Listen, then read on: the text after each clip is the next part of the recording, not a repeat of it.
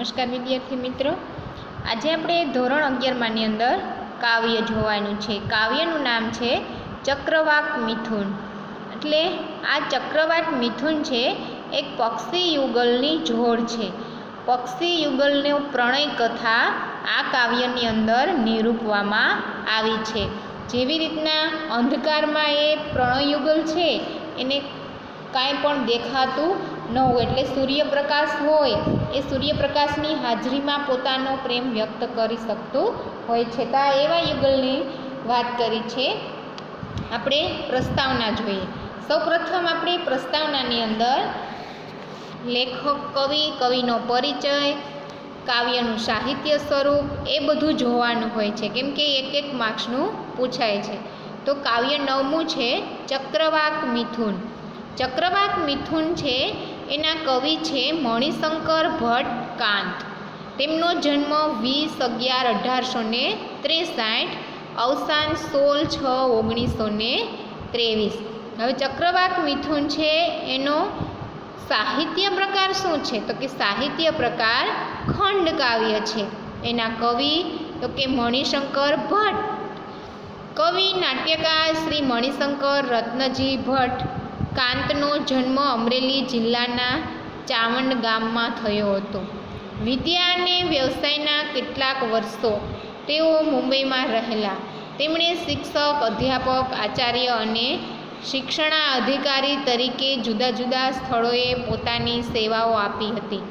પૂર્વલાપ એમનો એકમાત્ર કાવ્ય સંગ્રહ છે.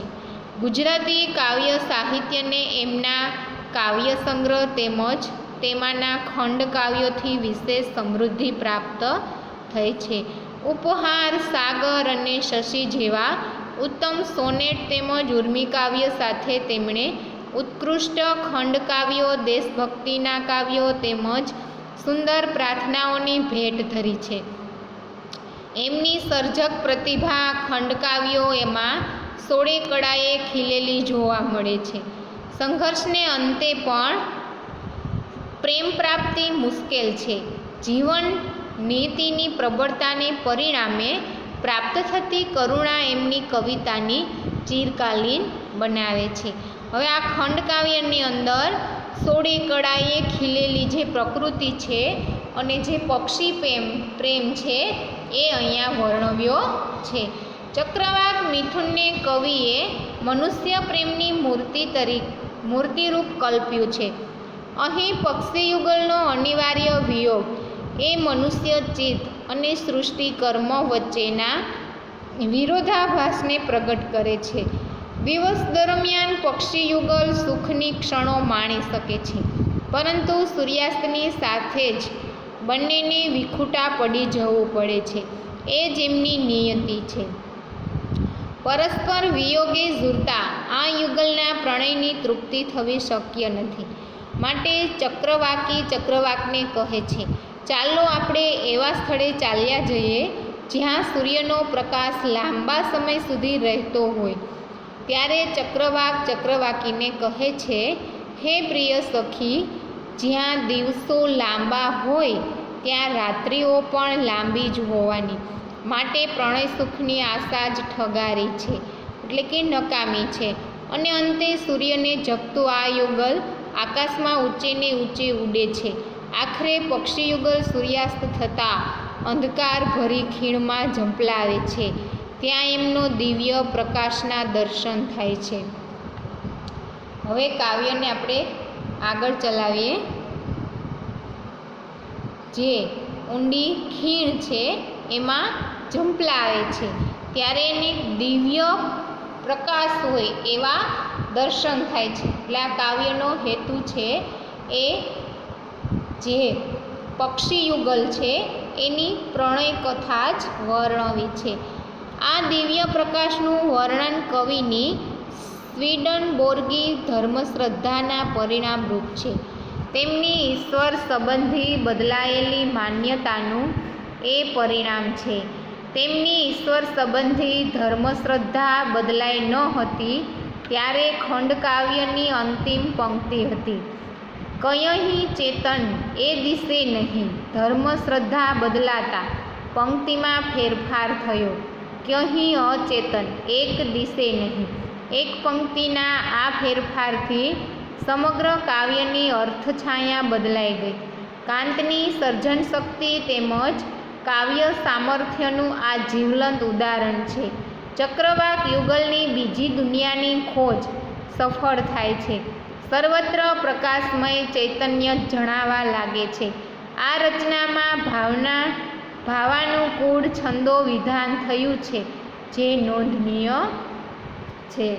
હવે આ પંક્તિની અંદર આપણે આગળ જોઈએ તો આ કાવ્યમાં જે કવિને પોતાની શૈલીમાં જે રજૂ કર્યું છે, એટલે કે ખંડ કાવ્ય છે, એ ખંડ કાવ્યની અંદર જે પક્ષી યુગલ છે એની પ્રણય કથા રજૂ કરી છે.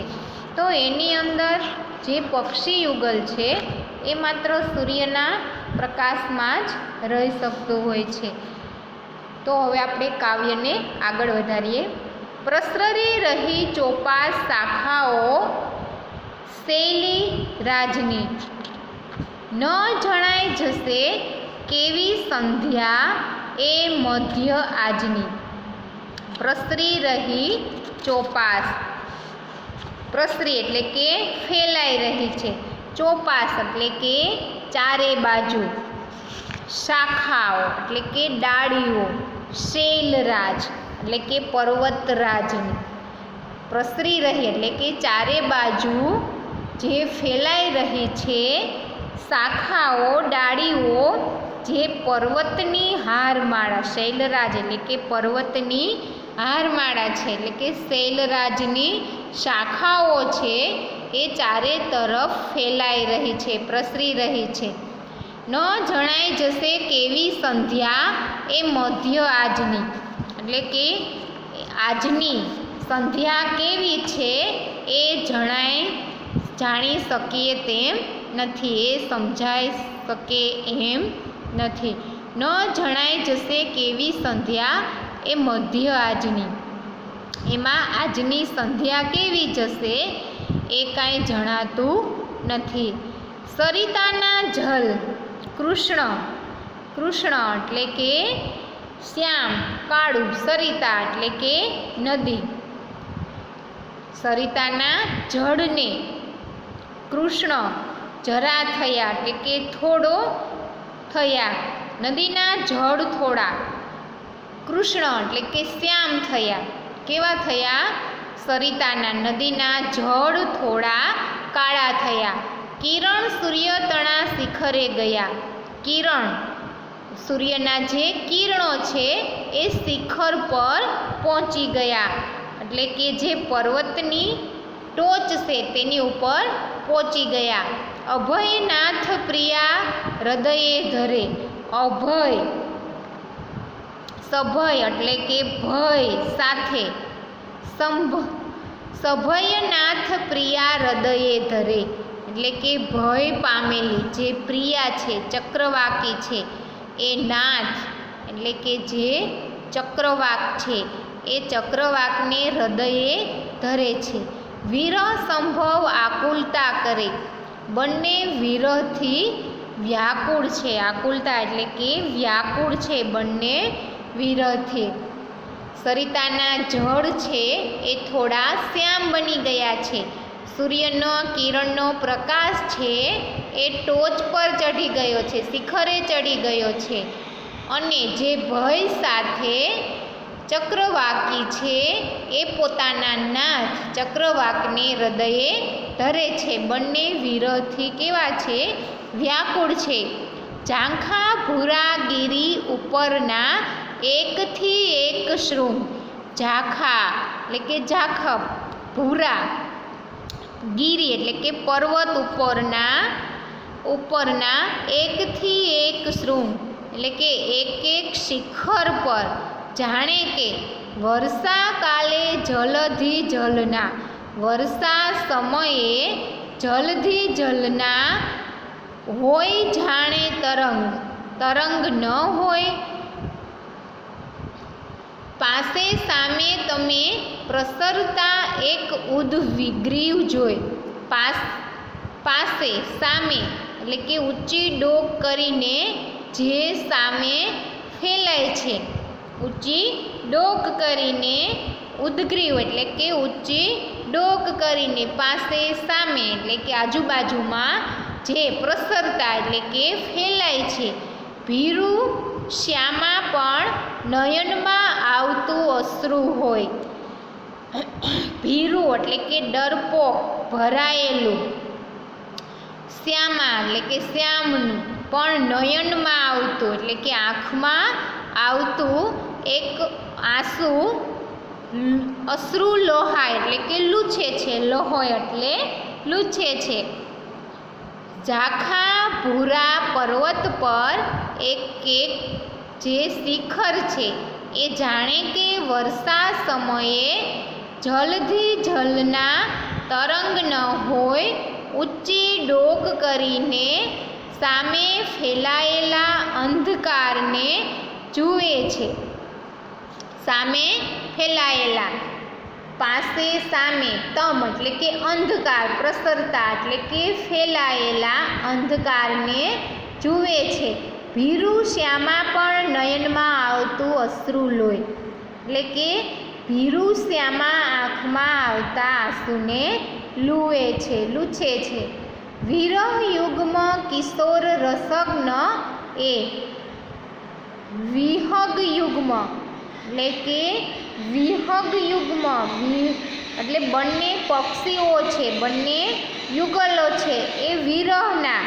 કિશોર રસગ્ન એટલે રસગ્ન પંખી યુગલ છે એ કિશોર છે, રસગ્ન છે પંખી યુગલ છે. એ બંને પરસ્પર રસમહિજ પરસ્પર મગ્ન એટલે બંને પ્રણય રસમાં પરસ્પર મગ્ન છે. નિભૃત અત્ર અહર્નિશ આવતું, રમણ આચરવા મન ભાવતું. આ યુગલ છે એ દિવસ રાત, નિભૃત અત્ર અહર્નિશ આવતું એટલે કે દિવસ રાત અહીં નિર્ભય બનીને, રમણ આચરવા મન ભાવતું એટલે પ્રણય ક્રીડા કરવાનું એને મન ભાવતું. અહર્નિશ એટલે કે દિવસ રાત, પરસ્પર એટલે કે એકાબીજાને પ્રેમ કરવામાં મગ્ન હતું. આ જે પંખી યુગલ છે તે એટલો ભાવાર્થ જોઈ લઈએ. પ્રસરી રહી ચોપાસ શાખાઓ એટલે કે શૈલરાજની શાખાઓ છે એ ચારે તરફ પ્રસરી રહી છે. એમાંની જે આજની સંધ્યા છે એ કેવી જશે એ સમજાતું નથી. નદીના જળ તો થોડા શ્યામ થયા છે, સૂર્યના કિરણો તો શિખર પર પહોંચી ગયા છે. ભય પામેલી ચક્રવાકી છે, પત્ની છે, પ્રિયા છે એ નાથ ચક્રવાકને હૃદયે ધરે છે. સંભવત બંને વિરહથી વ્યાકુળ છે. ઝાખા ભૂરા પર્વત ગિરિના એક એક શિખર જાણે વર્ષા સમયે જલધિ જલના તરંગ ન હોય, ઊંચી ડોક કરીને સામે ફેલાયેલા અંધકારને જુએ છે અને ભીરુ શ્યામાને આંખમાં આવતા આંસુને લૂછે છે. આ કિશોર રસગ્ન પંખી યુગલ પરસ્પર પ્રણય રસ એટલે કે પ્રણય કીડામાં મગ્ન છે. આ યુગલને દિવસ રાત અહીં નિર્ભય બનીને પ્રણય ક્રીડા કરવાનું ગમતું. આગળ જોઈએ. ઊંચે બેસી રવિ ઉદયને જે સાથે વિલોકે એટલે ઊંચે બેસીને સૂર્યોદયને, રવિ ઉદય એટલે કે સૂર્યોદયને મળીને બંને સાથે જુએ છે. પરંતુ પ્રણય રસમાં ઘેલું આ યુગલ, ઘેલા જે ક્ષણ સ્મૃતિ એટલે કે ઘેલું બનેલું આ યુગલ છે એ ક્ષણ માટે સ્મૃતિ થતાં જે દિશે હર્ષ શોક એટલે કે એ ક્ષણે વિરહની જે સ્મૃતિ યાદ થાય છે ત્યારે તે વિહવળ હર્ષ શોક એટલે કે વિહવળ થઈ જાય છે. ઘાટા ભીના વિટપ પર એ ત્યાં નિહાળે સુવર્ણ, ત્યાં એ ઘટ ભીની ડાળીઓ પર સોના માણેક જડિયા હોય. સુવર્ણ એટલે કે સોના માણેકને નિહાળે છે, જડિયા હોય એ. મણિક્યોથી ગ્રંથિત સરખા રમ્ય જ્યાં થાય પર્ણ, એટલે કે જે અહીંયા ઘટની ભીની ડાળીઓ છે એ સોના માણેકથી જડિયા હોય એવા રમ્ય પાંદડા થતા જુએ છે, એટલે કે રમણીય બધું તેને લાગે છે.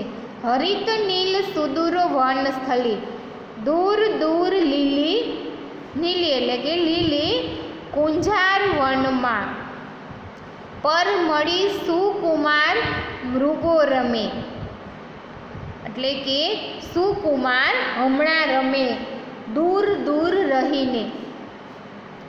હરિત નીલ સુદૂર વન સ્થલી, દૂર દૂર રહીને જે વનસ્થલી એટલે કે વનમાં સુકુમાર રમે છે. પર મળી સુકુમાર મૃગો રમે, ઉપવનોથી તણી સંવૃત આવેલી મહી જવા પ્રણયી તરુણો ભમે. જે વનસ્થલી એટલે કે જે વન છે, જંગલ છે, એ જંગલની અંદર ઉપવનોની અંદર જે સુકુમાર છે ઉપવનોથી આચ્છાદિત થયેલી હારમાળામાં પ્રવેશ કરે છે અને એ પ્રણયી તરુણો ફરે છે.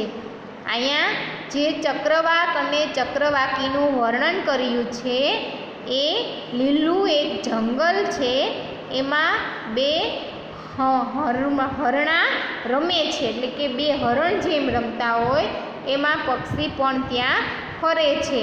અને ઉપવનોથી જે વન છે, જંગલ છે, એ ઉપવનોથી આચ્છાદિત થયેલી હારમાળા હોય એવા પ્રવેશ માટે પ્રણયી તરુણો બને છે. નાના કેહી સૂચી સરો કચ્છ ઉતાય રમ્ય, ક્યાંક નાના નાના નિર્મળ સૂચિસરો એટલે કે નિર્મળ સરોવરો છે. કચ્છ ઉતાન રમ્ય તો સરોવરની અને પાણી જ્યાં છે. સ્નેહ જોવા તેવા પ્રદેશને સ્નેહ જોવાની થકી ઉપજતી ભાવના એટલે કે અગમ્ય ભાવના જાગે છે. આઘું આઘું મુદિત રવનું ચિત્ર સંગીત થાય, શાનો ક્યાંથી કંઈ નિસરતો મિષ્ટ આમોદવાય, એટલે કે દૂર દૂર આઘું આઘું એટલે કે દૂર દૂરથી. મૃદિત એટલે કે આનંદિત મધુર, આનંદિત મુદિત આનંદિત રવનું ચિત્ર એટલે કે મધુર સ્વરનું ચિત્ર સંગીત થાય, સંગીત થાય. શાનો ક્યાંથી કોઈ નિસરતો એટલે કે ક્યાંકથી સાનો મીઠો સુગંધિત વાયુ પણ વાય છે. તો આપણે આ કાવ્ય છે અહીંયા સુધી રાખીએ છીએ. તમારે આટલા કાવ્યનું ભાષણ અનુવાદ એટલે કે આનું જે સમજૂતી છે, કાવ્ય સમજૂતી અને કવિ પરિચય લખવાનો છે.